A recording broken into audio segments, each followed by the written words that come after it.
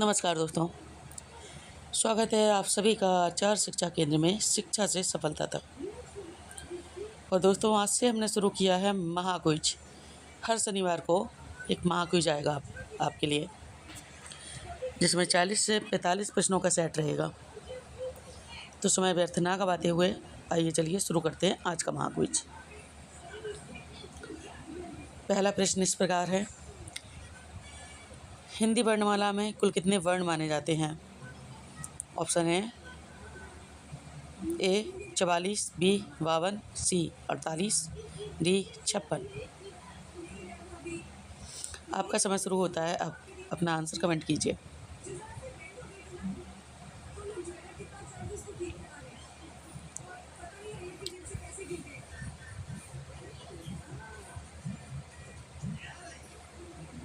और आइए देखते हैं आंसर बी 52। निम्नलिखित में से कौन सा स्वर है? ये चार ऑप्शन है, इनमें से कोई एक ही स्वर है, आपको बताना है कौन सा है स्वर।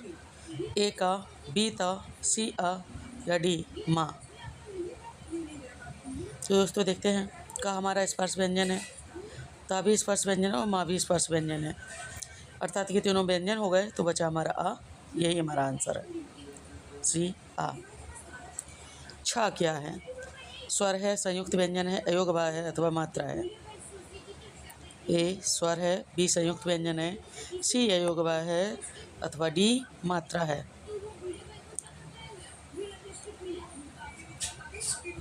देखिए, स्वर होते हैं आ से औ तक, अंग और रहा को कहते हैं अयोगवा, और मात्रा तो स्वरों का वह स्वरूप जो व्यंजनों के साथ आता है उसको बोलते हैं। इनमें से कुछ भी छा नहीं है। छा एक संयुक्त व्यंजन जो का और पा वाले सा के मेल से बनता है। ऑप्शन बी संयुक्त व्यंजन। निम्नलिखित में से कौन सा शब्द सार्थक है? ए कमल, बी लकम, टी टपस और डी झपक। और देखिए, जो पढ़ने में आ रहा है बस वही आपका सार्थक है। तो लकम पढ़ने में नहीं आ रहा है, टपस झपक ये पढ़ने में नहीं आ रहे हैं, ये सब निरर्थक हैं। सार्थक है केवल ए कमल। संज्ञा के कितने मुख्य भेद माने जाते हैं? तो संज्ञा की मैंने आपको पहले ही बताया है, हिंदी में संज्ञा के मुख्य 3 भेद हैं।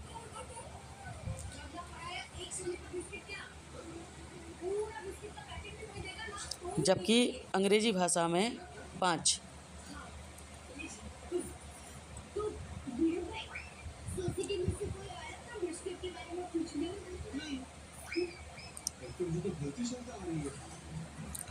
तो चलिए देखते हैं, हमारा उत्तर है ए 3।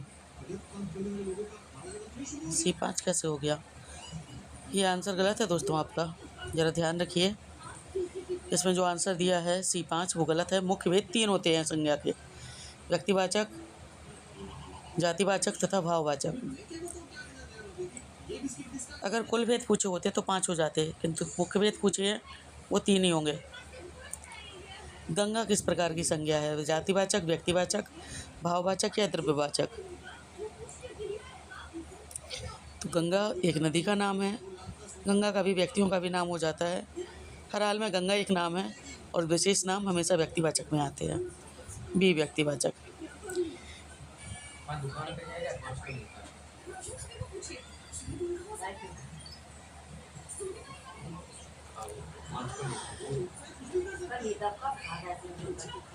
इसमें भी ये जरा प्रिंट मिस्टेक हुई है। ये विद्यालय धनालय नहीं बल्कि विद्या धनालय होना चाहिए। विद्या धनालय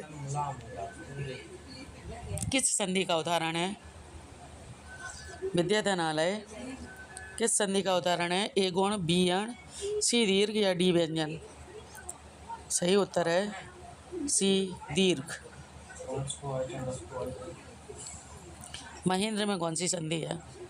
वृद्धि संधि, गुण संधि, यण संधि या विसर्ग संधि?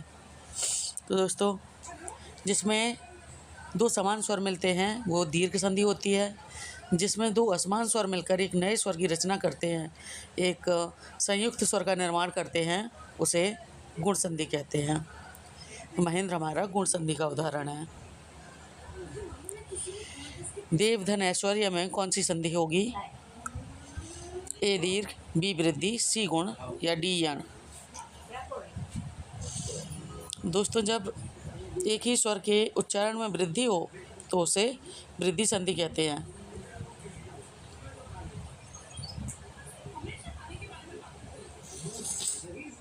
किंतु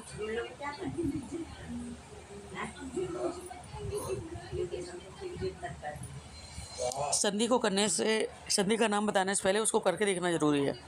तो जब हम इस संधि को करेंगे देव धन ऐश्वर्य, तो यहाँ पे आ धन अय मिल कर के अय का ही उच्चारण करेगा, अय ही रहेगा, अर्थात एक ही स्वर में वृद्धि होती है, एक ही स्वर में कोई वृद्धि नहीं होती है।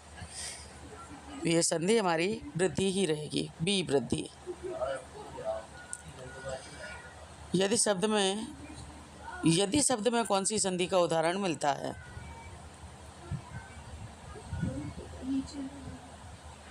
तो यदि शब्द में आपका ए यण, बी गुण, सी वृद्धि अथवा डी विसर्ग संधि, कौन सा उदाहरण आपको देखने को मिलेगा?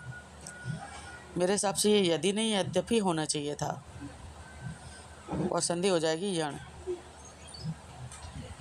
काव्य किसे कहते हैं? केवल गद्य को, केवल पद्य को, शब्द और अर्थ के सुंदर समन्वय को, या केवल कहानी को? दोस्तों, हम बात कर रहे हैं काव्य की, तो कहानी तो होगी नहीं, और गद्य कहानी का ही स्वरूप है, तो ये भी नहीं होगा। शब्द और अर्थ के सुंदर समन्वय को काव्य कह सकते हैं, लेकिन यहाँ पद्य को होगा। शब्द और अर्थ के सुंदर समन्वय को पद्य को होना चाहिए काव्य। काव्य का प्रमुख उद्देश्य क्या है? केवल मनोरंजन, केवल शिक्षा, रसास्वादन एवं लोकमंगल, अथवा केवल परीक्षा? तो हमारा जो उत्तर है वो रहेगा सी, रसास्वादन एवं लोकमंगल। शब्द की मुख्य शक्तियाँ कितनी हैं? 2, 3, 4 या 5?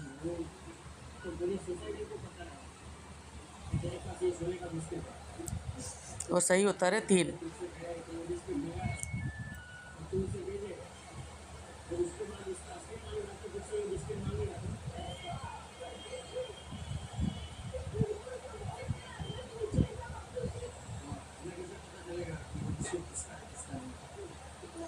शब्द का मुख्य अर्थ बताने वाली शक्ति है, देखिए अर्थ की बात हो रही है,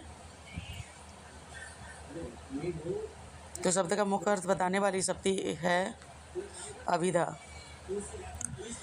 रस सिद्धांत के प्रवर्तक माने जाते हैं ए भामह, बी दंडी, सी भरतमुनि या डी मम्मट? दोस्तों, इसमें हमारे भरतमुनि को रस सिद्धांत के प्रवर्तक माना जाता है, या रस शास्त्र का रचयिता माना जाता है। लक्ष्यार्थ का बोध कराने वाली शब्द शक्ति कौन सी है? दोस्तों, लक्ष्यार्थ बता रहा है, यदि लक्ष्य की बात करेगा तो लक्षणा हो जाएगा। ए अभिधा, बी लक्षणा, सी व्यंजना, डी संकेत में से बी लक्षणा हो जाएगा। व्यंग्यार्थ का बोध कराने वाली शब्द शक्ति कौन सी है? अभिधा, ए अभिधा, बी लक्षणा, सी व्यंजना या डी संज्ञा? तो इसमें व्यंग का बोध करा रही है, तो व्यंजना हो जाएगा। रस की निष्पत्ति किसके सहयोग से होती है?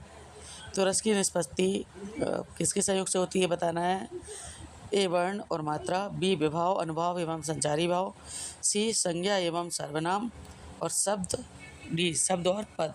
दोस्तों, हमने रस में पढ़ा था, अभी हमने नवरस श्रृंखला पूरी करी है, कल ही समाप्त हुआ है नवरस श्रृंखला, जिसमें हमने पढ़ा था रसों में विभाव होता है, आलम्बन विभाव तथा उद्दीपन विभाव, अनुभाव भी होता है एवं संचारी भाव भी होता है।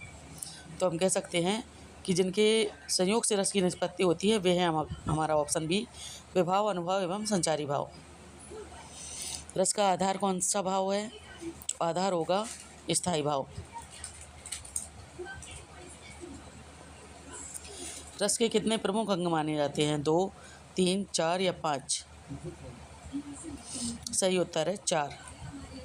रस उत्पन्न करने वाले कारण को क्या कहते हैं? अनुभाव, विभाव, स्थायी भाव या संचारी भाव? दोस्तों इसका आंसर होगा बी विभाव। और ये दो तरह के होते हैं, एक आलम्बन विभाव, दूसरा उद्दीपन विभाव। आलम्बन विभाव को देखकर रस का अनुभूति होती है और उद्दीपन विभाव उस अनुभूति को और ज़्यादा बढ़ा देता है। आलम्बन और उद्दीपन किसके भेद है, ये अभी हमने पढ़ा था। देखिए, ए अनुभव, बी विभाव, सी संचारी भाव या सात्विक भाव। बताइए, आलम्बन और उद्दीपन विभाव किसके भेद होते हैं? आलम्बन और उद्दीपन, जल्दी से आंसर कीजिए। उत्तर है बी विभाव। नेत्रों से आंसू बहना किसका उदाहरण है? विभाव का, अनुभाव का, स्थायी भाव या शब्द शक्ति। देखिए, विभाव जो होते हैं वो मन में उत्पन्न होते हैं। स्थायी भाव किसी रस का कोई मुख्य स्थायी भाव होता है जो निश्चित रहता है, तथा अनुभाव ऐसी एक मुद्रा होती है जिसमें शरीर के बाहर लक्षण दिखाई देते हैं। तो ये जो अनुभाव है यही हो जाएगा हमारा नेत्रों से आंसू बहना, बी अनुभाव। निम्नलिखित में से कौन सा संचारी भाव है? ए रति, बी शोक, सी चिंता या डी उत्साह है? हाँ, संचारी भाव पूछा है दोस्तों। ए रति संचारी भाव नहीं बल्कि स्थायी भाव है श्रृंगार रस का। बी शोक स्थायी भाव है करुण रस का। डी उत्साह स्थायी भाव है बी रस का, किंतु चिंता स्थायी भाव नहीं है। तो यही हमारी संचारी भाव हो जाएगी। श्रृंगार रस का स्थायी भाव क्या है? उत्साह, रति, शोक अथवा भय।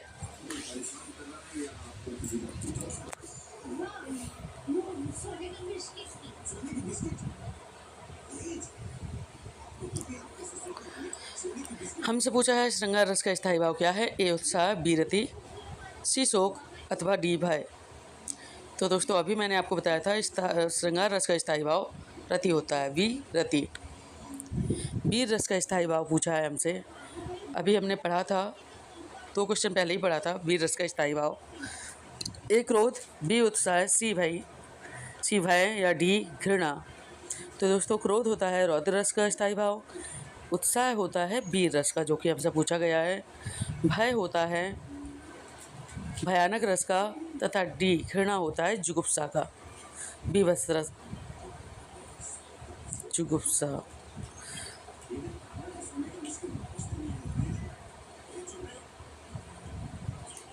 बीभत्स रस का। हमसे पूछा है वीर रस का स्थायी भाव, तो उत्साह हो जाएगा। अद्भुत रस का स्थायी भाव क्या है? ए विस्मय, बी शोक, सी रति और डी भय। अद्भुत रस का स्थायी भाव पूछा है, तो देखिए अद्भुत जो होगा उसको देखकर आश्चर्य होगा और आश्चर्य का दूसरा नाम है विस्मय। ये टिक ध्यान में रखिए, अद्भुत वस्तु को देखकर मन में आश्चर्य होगा और आश्चर्य का दूसरा नाम है विस्मय, अर्थात अद्भुत रस का स्थायी भाव हो जाएगा विस्मय। भारत मेरा देश है, इस वाक्य में भारत कौन सी संज्ञा है? जातिवाचक, व्यक्तिवाचक, भाववाचक अथवा समूहवाचक।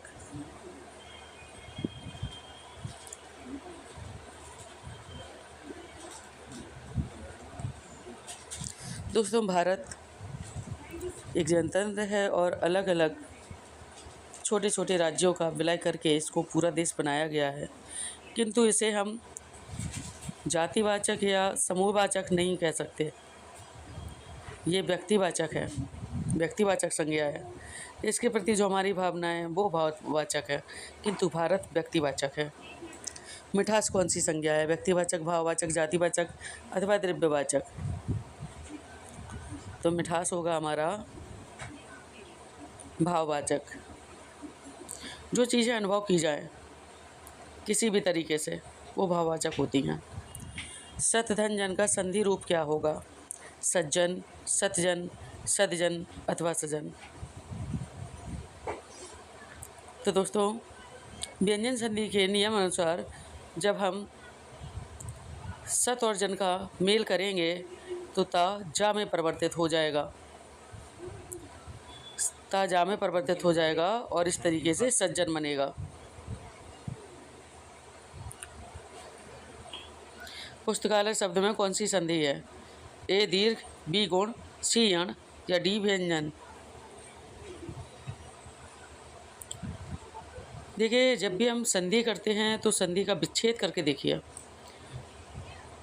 यदि विच्छेद दिया है तो संधि करके देखिए, और नहीं तो संधि दी है तो विच्छेद करके देखिए। यदि हम पुस्तकालय का विच्छेद करेंगे तो कौन कौन से शब्द आएंगे? पुस्तक, धनालय, अर्थात आ और आ, और दो समान स्वर होते हैं, दो समान स्वर आ रहे होते हैं तो दीर्घ संधि होती है। आप ऐसी भी ट्रिक लगा सकते हैं कि यदि शब्द में बड़ा आ का डंडा आया है, अर्थात बड़ा आ की मात्रा है, किसी शब्द में बड़ी की मात्रा है, संधि उपरांत किसी शब्द में बड़ा ऊ की मात्रा है, तो जहाँ पे बड़ा ई, बड़ा ऊ, बड़ा आ की मात्रा आ जाए वहाँ पे दीर्घ संधि होती है, क्योंकि दीर्घ का अर्थ ही बड़ा होता है।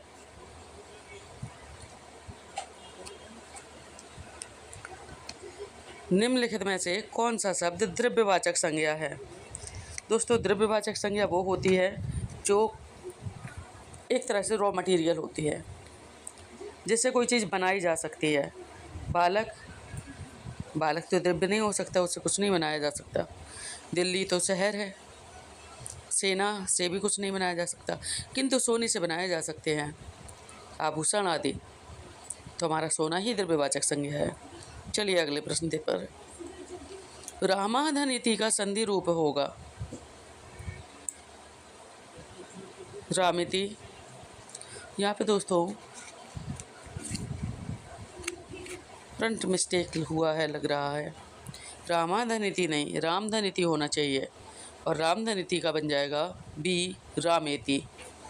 आ और ई मिलकर के एक ही मात्रा बन जाएगी। सही था मेरा अनुमान, रामेति है, अर्थात ये रामाधनिति नहीं रामधनिति है। क्षमा चाहूँगी, गला खराब है। काव्य का वह तत्व जो पाठक के हृदय में आनंद की अनुभूति कराता है कहलाता है? ए रस, बी शब्द, सी वर्ण या डी संधि?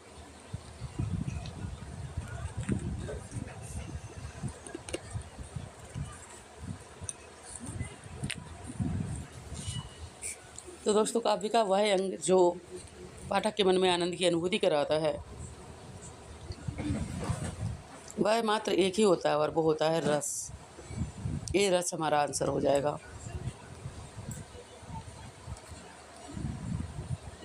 अभिधा शब्द शक्ति का संबंध किससे होता है? व्यंग्यार्थ से, लक्ष्यार्थ से, मुख्य अर्थ से या सांकेतिक अर्थ से? ऑप्शन फिर से सुनिए एक बार। ए व्यंग्यार्थ, बी लक्ष्यार्थ, सी मुख्यार्थ अथवा डी सांकेतिक अर्थ।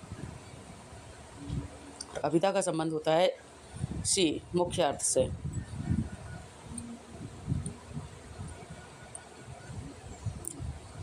यदि व्यंग्यार्थ से होता तो व्यंजन हो जाता। शब्द शक्ति तीन प्रकार की होती है ना, अभिधा, लक्षणा और व्यंजना। यदि व्यंग्यार्थ से होता तो व्यंजना हो जाता। यदि लक्ष्यार्थ से होता तो लक्षण हो जाता, किंतु मुख्यार्थ से है तो अभिधा हो जाएगा।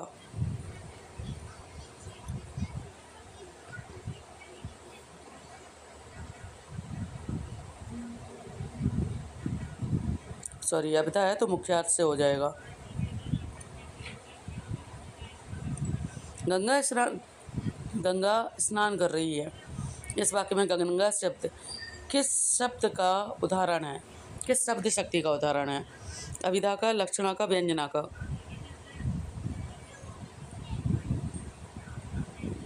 देखिए, लक्षण तो बताया नहीं जा रहा है और ना ही व्यंग्य किया जा रहा है, तो इसका उत्तर अभिधा हो जाएगा।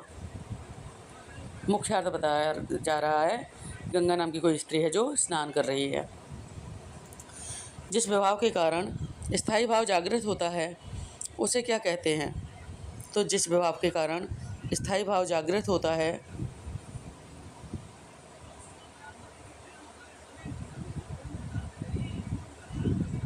उसे कहते हैं विभाव। गलत ही है कुछ, आलंबन विभाव होना चाहिए यहाँ पे, आलंबन विभाव। निम्नलिखित में से किस रस का स्थायी भाव जुगुप्सा है? भयानक, रौद्र, बीभत्स या करुण? तो देखिए, भयानक रस का स्थायी भाव भय होता है, रौद्र रस का क्रोध होता है, बीभत्स रस का जुगुप्सा होता है और करुण का होता है शोक। ऑप्शन सी, बीभत्स रस का। वाह, कितना सुंदर दृश्य है। इस वाक्य में कौन सा रस व्यक्त हो रहा है? ए वीर, बी अद्भुत, सी हास्य अथवा डी करुण?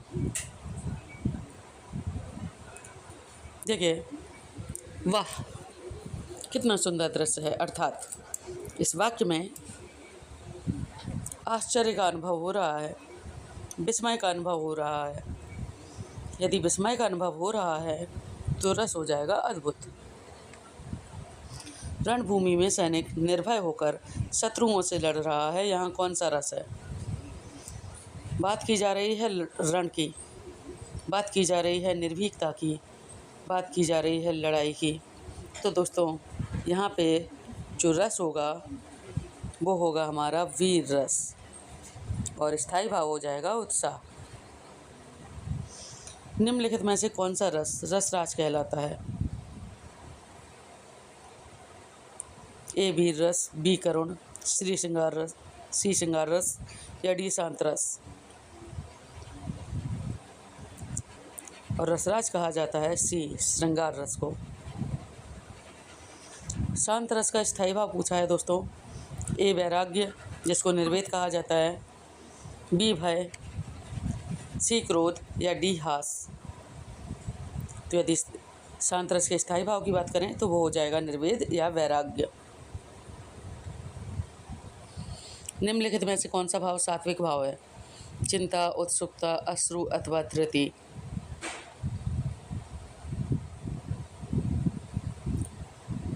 ए चिंता, बी उत्सुकता, सी अश्रु अथवा डी धृति? बताइए कौन सा एक सात्विक भाव है? ऑप्शन सी, अश्रु।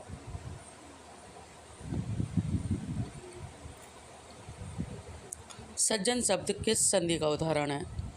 देखिए, अभी हमने सज्जन की संधि की थी, आपको याद हो ना हो, अभी इसी क्विज में हमने अभी सज्जन की संधि की थी, जिसका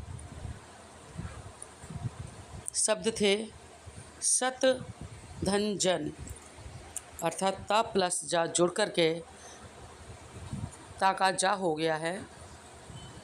तो यहाँ पे जो ता है और जा है, दोनों के दोनों व्यंजन हैं, अर्थात दोनों व्यंजन हैं तो संधि भी व्यंजन ही होगी। और ये रहा आज का आपका बोनस प्रश्न, जिसका उत्तर मैं आपको नहीं बताऊंगी, इसका उत्तर आपको कमेंट में बताना है। निम्नलिखित में से कौन सा कथन सही है? रस का आधार संचारी भाव है, अभिधा शब्द शक्ति व्यंग्यार्थ का बोध कराती है, सी विभाव, अनुभव एवं संचारी भाव के संयोग से रस की निष्पत्ति होती है, वीर रस का स्थायी भाव शोक है। इन चारों में से कोई एक ऑप्शन सही है। मैं चाहती हूँ आप चुन के बताएं कि कौन सा ऑप्शन सही है। कमेंट में आंसर दीजिए दोस्तों, और साथ ही यह भी बताइए कि आपने कितने प्रश्नों को सही किया है। अपने अंक अवश्य गिनें और इस प्रकार से कमेंट करें।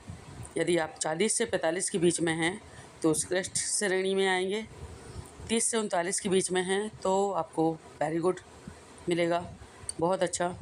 20 से 29 हैं तो अच्छा और थोड़ा और अभ्यास की श्रेणी में आएंगे। 20 से कम है तो पूरी श्रृंखला पुनः देखें और फिर महाक्विज दें। अगली कक्षा में हम छंद श्रृंखला का शुभारंभ करेंगे। आप सभी का हार्दिक स्वागत है आचार्य शिक्षा केंद्र में, शिक्षा से सफलता तक। दोस्तों, कमेंट में अपने उत्तर अवश्य बताएं कि आप कौन सी श्रेणी में आए हैं, इनमें से कौन सी श्रेणी तक आप पहुंचे हैं। साथ ही चैनल को सब्सक्राइब करें, वीडियो को लाइक करें और शेयर करें अपने दोस्तों के साथ। आज की क्विज में इतना ही, मिलते हैं अगली कक्षा में छंद श्रृंखला में। तब तक के लिए स्वस्थ रहिए, और मस्त रहिए। नमस्कार।